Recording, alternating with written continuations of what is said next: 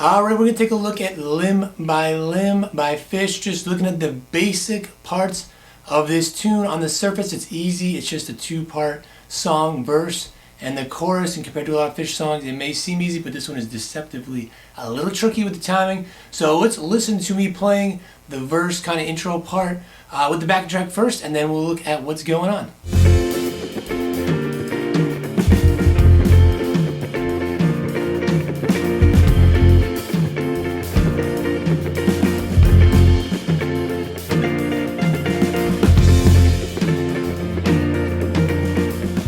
So this one is in a 12/8 timing. Some may say 6/8, 12/8. It doesn't really matter, but you get that triplet feel, that 1, 2, 3, 4, 5, 6, 7, 8, 9, 10, 11, 12. 1, 2, 3, 4, 5, 6, 7, 8, 9, 10, 11. And that is what makes it feel the most different. And there's a lot of space with the piano at the beginning and the bass through that verse part. What's going on with the key is it's just an F to B flat, right? But it hangs over the F. It's a pedal in the bass. So it's a B flat over F, so it's that really spacey, gospel-y sound when you play like that.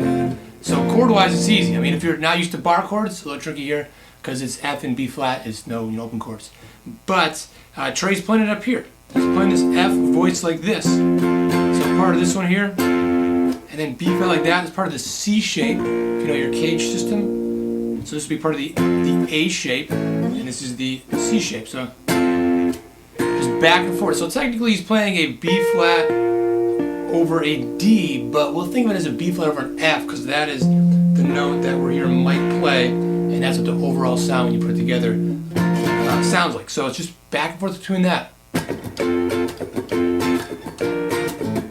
But the timing is very tricky. A thing that you can work with this is to just get this muted strum first.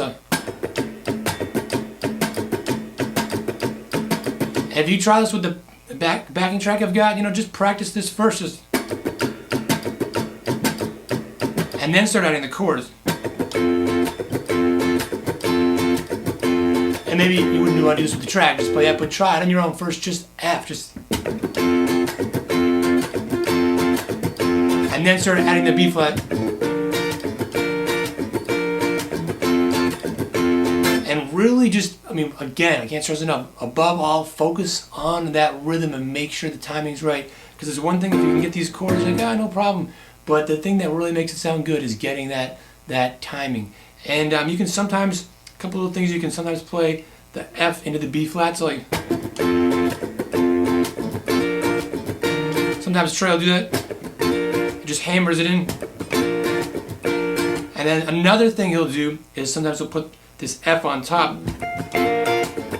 Just once in a while, throw that in there. And that's like playing again, you play a C, and you put a G on top. Let's get those notes. And so you gotta hold down this and get that pinky there, and then and that's it. So again, just those two chords, but the timing is what's really critical. Let's check out the chorus now, and then we'll see what's going on there.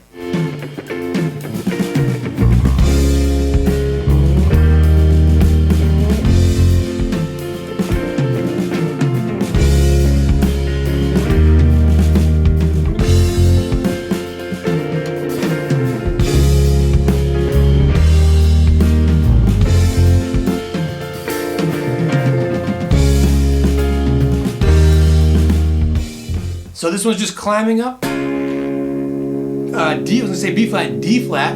Lots of flats here. E flat. It's an F. So on the surface, pretty easy, right? So this chord's out of the key, and this is overall an F mixolydian thing. I won't get into that if you don't know what that means, but this is what they would call a flat 7 chord. You should be resting there on that 1, and then he sometimes plays it like that. It goes 3 times through, and then a 4th time of just D flat, E flat, and then back to that.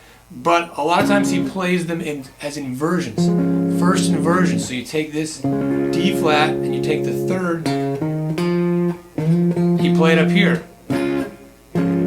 like that. So you take these notes here, and you should put this note on the bottom. And then easy thing, if you want to do it for all of them, you just slide it up. It's all the same. The same shape, just 2 frets up. And sometimes he'll mix it up, so it'll be like the first one like this, and then first inversion, sometimes sliding like that, and then we get up here. Sometimes he'll do this, sometimes he just plays around with that F to B flat things, a little embellishment, but sometimes he'll specifically go like this.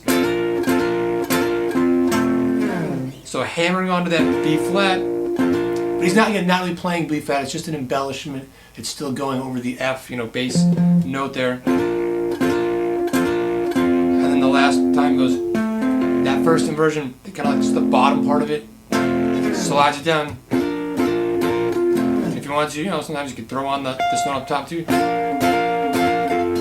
Anything like that. But those are just little ideas of how he messes around with it. But that's it. Those are the 2 parts. So again, seemingly easy. Just some bar chords in there and little things like this. But the timing is really tricky. I cannot stress that enough of really making sure you're nailing the timing. And if you want to know about improvising over the jam part, it's just over that part there. And I got a video I'm working on right now all about the improv tactics of Trey during that jam section. So keep a lookout for that. And if you want to practice this with the backing track right now, check it out right here, or check out one of the other videos here that YouTube thinks you're going to like. See you in the next video.